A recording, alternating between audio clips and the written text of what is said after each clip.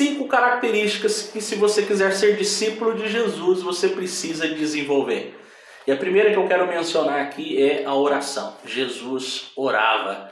Muitas vezes ele é pego orando próximo das pessoas, longe das pessoas, em lugares públicos, em lugares isolados, mas ele orava. Eu quero deixar um texto para você, deixa suas Bíblias abertas aí para a gente mencionar as referências bíblicas, tá? Em Mateus capítulo 26, versículo 41, Jesus disse o seguinte: orai e vigiai. O espírito, na verdade, está pronto, mas a carne é fraca, tá? Jesus sempre vincula a oração ao ato de vigiar. E o que é vigiar? É orar sem orar. Ou seja, é aquela prontidão espiritual que você tem que ter justamente quando não está literalmente orando. Muitas pessoas acreditam que a oração é só o ato em si. Não, não é. Tá? Você ora mesmo quando não está orando.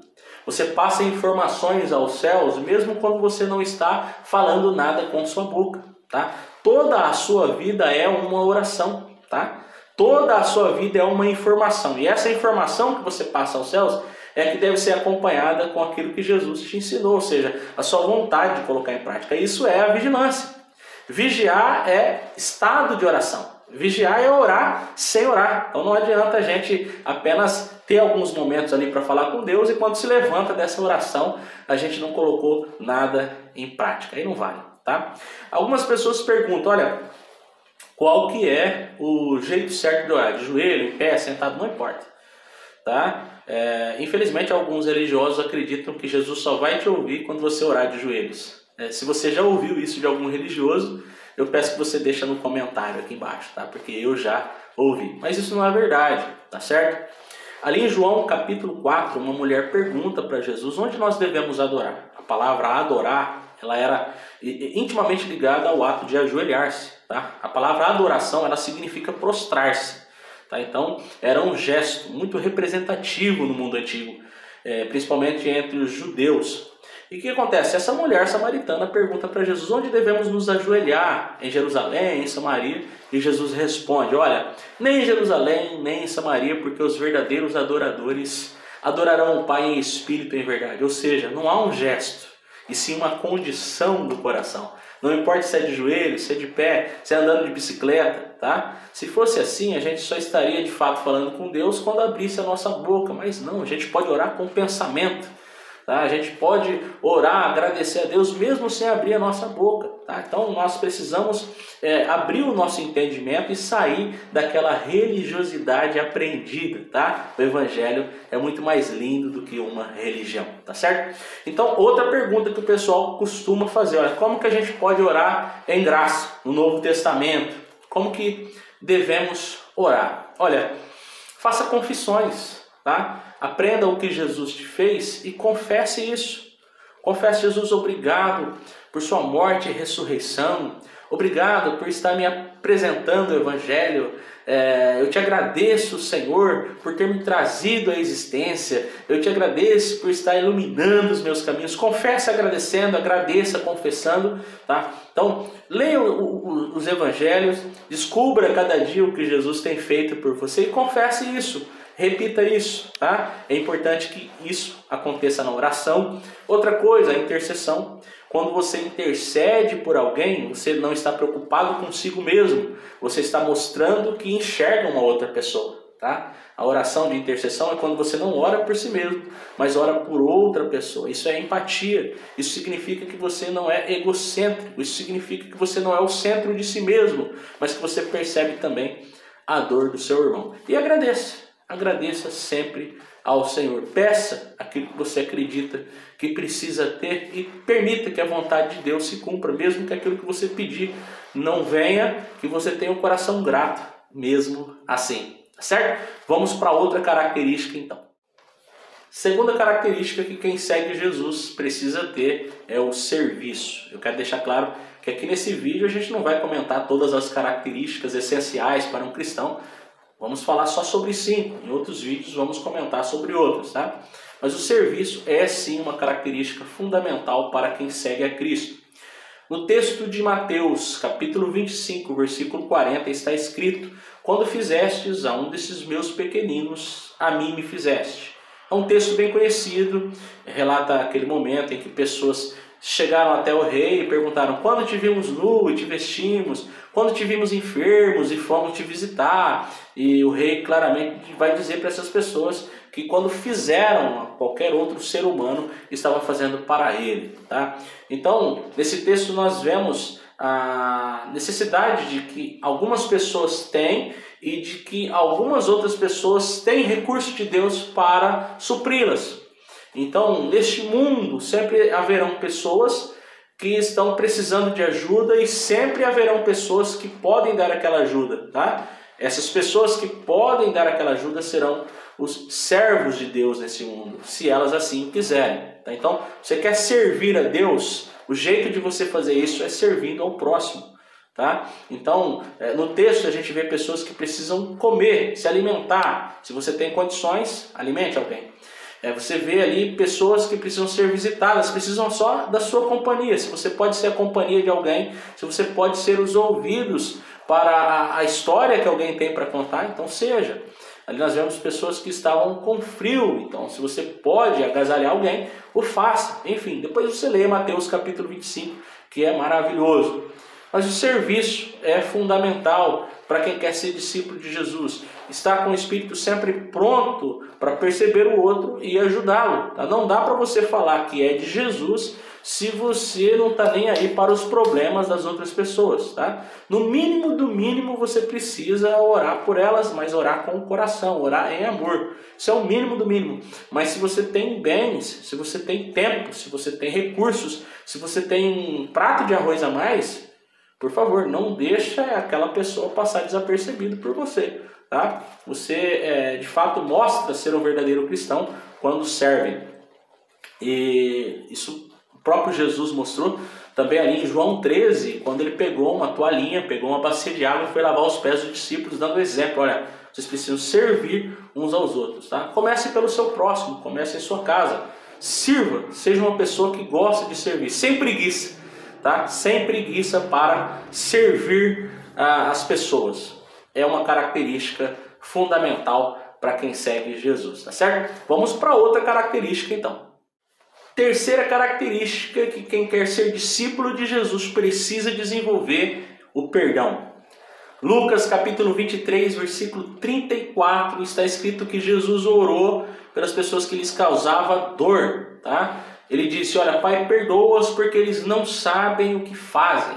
Então Jesus tinha essa habilidade maravilhosa de não se ofender, mesmo com seus opressores. O que é o perdão? O perdão é essa capacidade que Deus divide conosco de não ficar se ofendendo com facilidade, nem guardando mágoas. Tá? Se você é uma pessoa que guarda mágoas, se ofende com facilidade, aprenda com Jesus. Porque Ele, no caminho para a cruz, mostrou essa habilidade. E quando a gente disse aqui no início, né, qual que era o tema de hoje, eu quis trazer essa palavra desenvolver. Né? Desenvolva essas habilidades. Habilidades que você precisa desenvolver, virtudes e características que você precisa desenvolver. Em Deus, nós somos capazes de desenvolver essa virtude do perdão. Tá? A Bíblia diz ali no livro de Efésios que Deus em Cristo nos deu todas as bênçãos espirituais. E entre essas bênçãos espirituais está incluso a capacidade do perdão.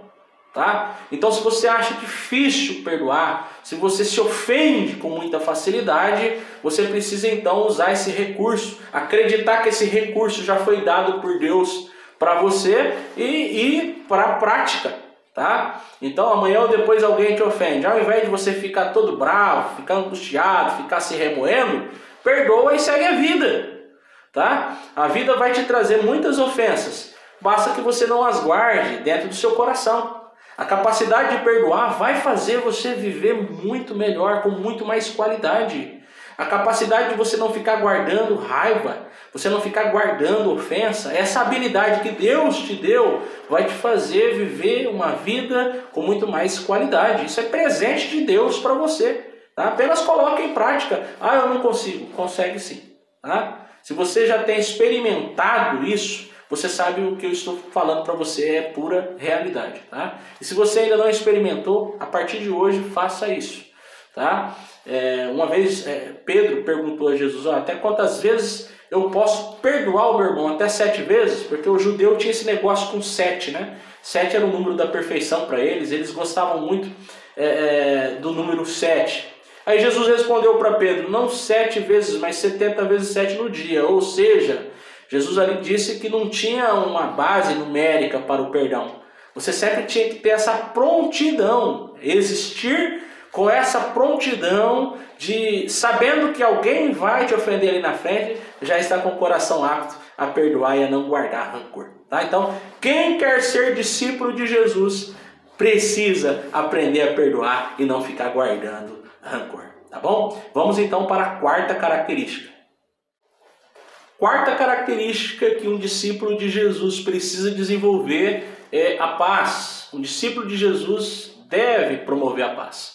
Mas antes da gente entrar no assunto propriamente dito, eu peço que se você estiver gostando desse vídeo, deixe aí o seu like, tá? E se puder também, deixe o seu comentário. Então vamos lá.